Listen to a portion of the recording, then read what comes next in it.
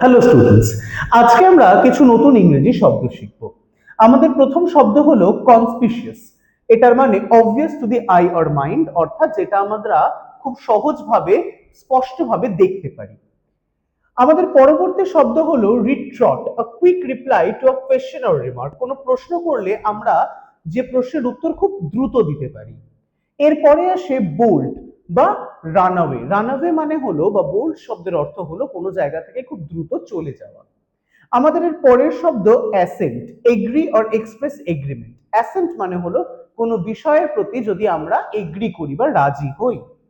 আমাদের পরের শব্দ sanction, to give authority or permission. এর মানে স্যাংশন এই শব্দটা বললে আমরা বুঝবো আমরা কোনো জিনিস করার জন্য বা কোনো বিষয়ের প্রতি আমাদের মতামতটা সহজভাবে ব্যক্ত করলাম বা আমরা সেই বিষয়টি করার জন্য একেবারে রাজি।